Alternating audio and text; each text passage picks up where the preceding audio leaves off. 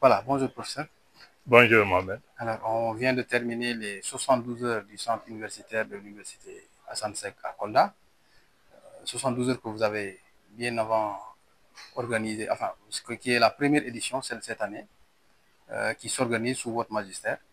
Pouvez-vous nous parler un peu de ces 72 heures et qu'est-ce qui est à l'origine de ça? Merci beaucoup Mohamed. Donc, ce qui a été à l'origine de ces 72 heures a été ce monsieur le recteur, professeur Alassane Guigui. Parce que moi, au début, mon idée était d'organiser un amphi de rentrée, comme cela se fait classiquement dans les UFR. Bon, avec l'expérience qu'il a eue dans la gestion d'une UFR, il nous a dit oh non, il ne faut pas faire 72 heures. Il faut organiser des activités, d'autres activités, pour offrir aux étudiants la possibilité de se divertir un peu, de souffler, mais également en même temps faire l'amphi de rentrée. Donc vraiment, il a été à l'origine de cette activité. Et en plus de ça, il nous a accompagnés. Le programme, à chaque fois nous lui proposons un programme, il nous disait ouais, faites ceci, ajoutez cela, faites ceci, organisez-vous comme ça. Et en plus, il nous a aussi donné les moyens, parce que c'est quelque chose quand même qui nécessite beaucoup de moyens. Il nous a donné les moyens. Bon, pas autant de moyens qu'on espérait, mais quand même, Moi, il il nous a vous a donné les appuyé. moyens. Voilà, comme ça, D'accord. on a pu se débrouiller avec. Vraiment, il faut lui tirer le chapeau. Le remercier très sincèrement pour ce leadership, vraiment cet engagement-là. Et ce n'est pas la première fois, d'ailleurs. Dès qu'il a pris fonction, il m'a appelé pour me dire que ma première sortie sera à Kolda. Et effectivement, il l'a fait. En l'espace de quelques mois, il est venu à 3 reprises. Donc, il faut saluer cet engagement-là et le remercier très sincèrement. C'est lui qui est à l'origine vraiment de ces 72 heures.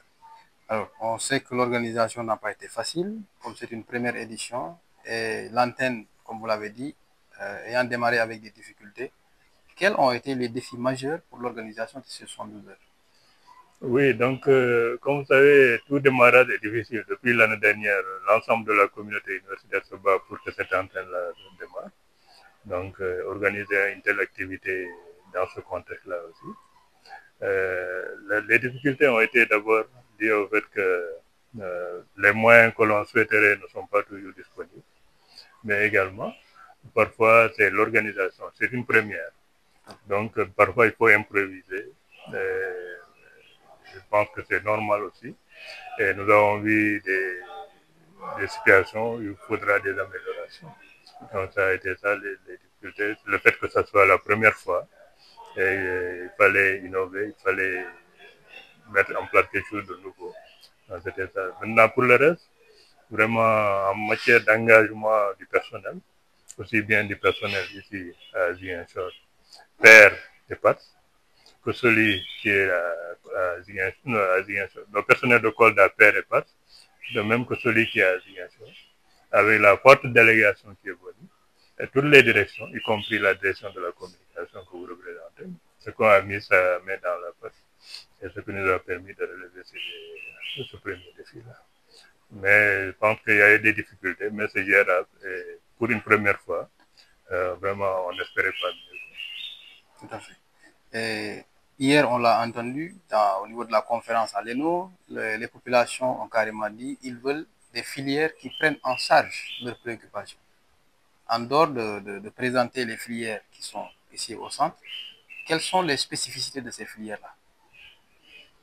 Ah, vous savez que Kolda est déjà, bon, en un moment, pendant longtemps, Kolda a un peu souffert de son isolement, son isolement, de son éloignement. Puis des temps ici, des années où pour quitter ici, aller faire ses études à Dakar, c'était très difficile après le bac. Et même parfois pour aller à Ziguinchor, c'était difficile. Donc, aller à Dakar était beaucoup plus difficile quand même.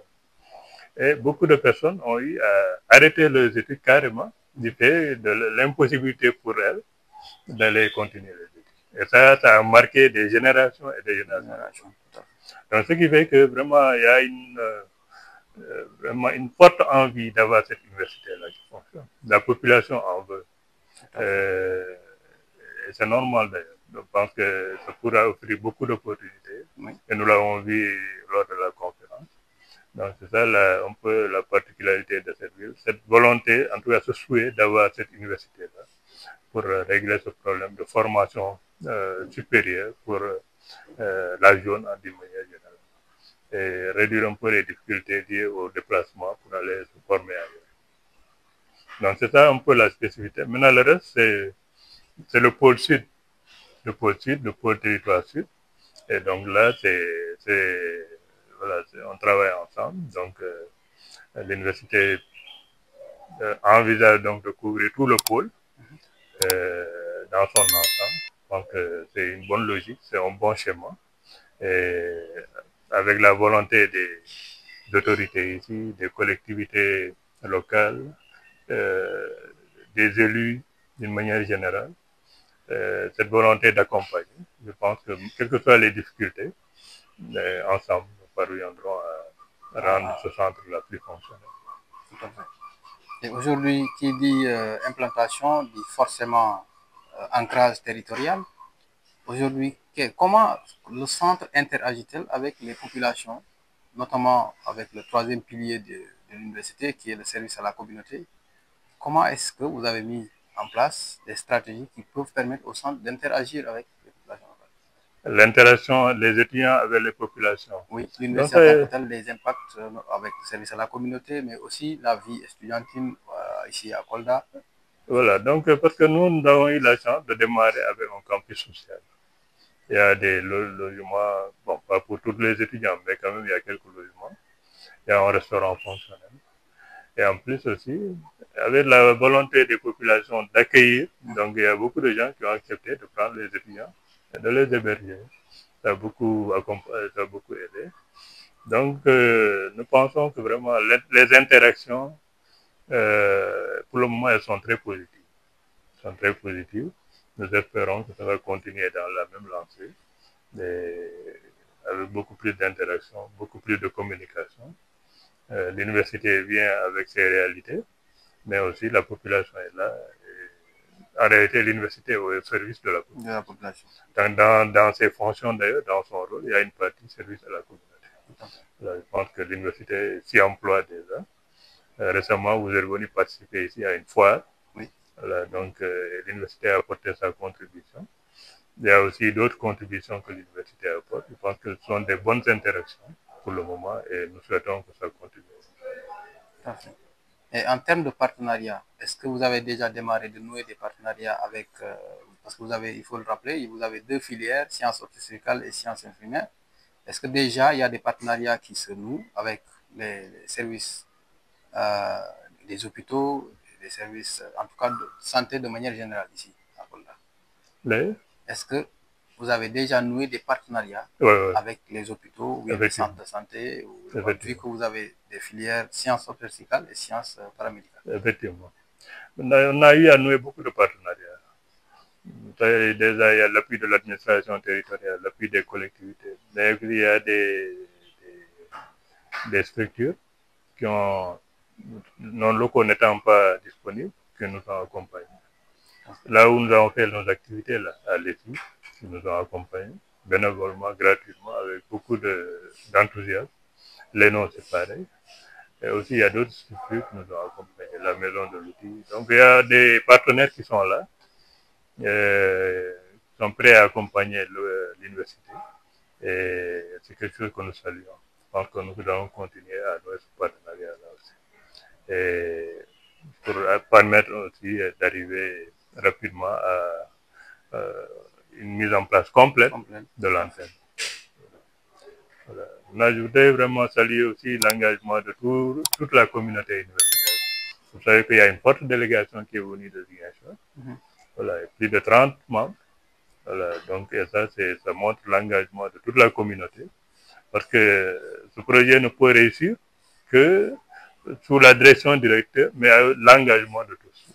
L'engagement de tous. Moi, en tout cas, c'est ma façon de voir. Chacun a un rôle à jouer. Chacun peut apporter sa contribution.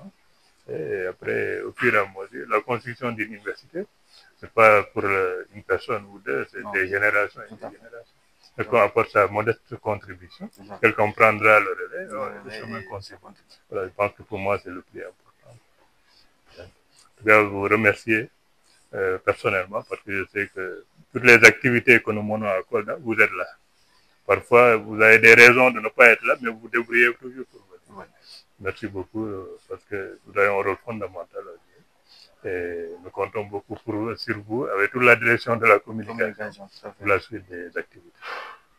Tout à fait. La direction de la communication à la tête qu'il faut rappeler Mme Marinia qui n'a ménagé aucun effort vraiment pour qu'on soit là, pour aussi une bonne communication, que ça soit digital, que ça soit aussi sur la toile. Elle aussi, bravo et chapeau. Alors, le temps qui nous est imparti étant tirant vers sa fin, on va à la dernière question. Ces 72 heures représentent un moment important dans la vie. Quel est le mot fort que vous avez à lancer à l'endroit des étudiants qui sont là, à l'endroit du personnel, père comme PATS, mais aussi d'ici quelques années, comment voyez-vous le centre, les perspectives? Quelles sont les perspectives? Les mots forts, c'est surtout des mots de remerciement. Parce que c'est quelque chose comme c'est ça ma conviction. Qu'une personne ne peut pas gérer ou bien qu'un groupe de personnes ne peut pas gérer. C'est vraiment toute la communauté qui peut mettre en place une structure pareille.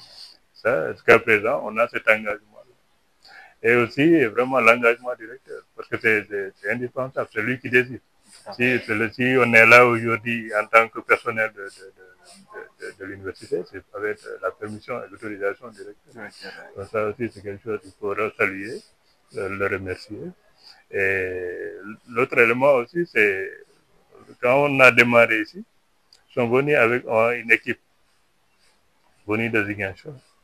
Des gens qui sont arrivés ici au départ, des personnes dans des conditions difficiles, mais qui ont tenu, qui se sont battus, qui continuent à se battre pour l'université. C'est normal parce que nous travaillons pour l'université. Mais au-delà du fait qu'ils sont des personnes qui travaillent pour l'université, on sent carrément leur apport personnel, leur intention personnelle, leur volonté d'apporter leur contribution. Et ça, c'est quelque chose qu'il faut saluer. Donc, l'autre mot fort, vraiment, c'est de dire seulement continuons et je suis sûr que nous parviendrons à réussir dans ce projet. Et donc, vraiment des mots de remerciement, d'encouragement et de félicitations à M. le directeur. Merci beaucoup. Voilà, mesdames et messieurs, notre émission tire à sa fin et nous remercions tout le monde, toute la communauté universitaire de l'UAZ, commençant par le recteur, les directions, les syndicats, les partenaires sociaux, tout le monde est venu pour cette bonne réussite. En tout cas, ça a été une réussite, hein, il faut le dire. Ça a été une réussite sur 72 heures du centre universitaire de Kolda. Et remerciement particulier au recteur qui, sincèrement, a mis les moyens pour que la direction de la communication se déplace jusqu'ici. Vraiment. Chapeau à la chargée de mission du recteur, Awa, qui aussi n'a ménagé aucun effort pour non seulement le calendrier chargé du recteur, on a eu à faire des entretiens. Nous remercions en tout cas toute la communauté. Nous vous invitons vivement à s'abonner à notre chaîne et une prochaine fois. Merci beaucoup. Merci. Je vous en prie.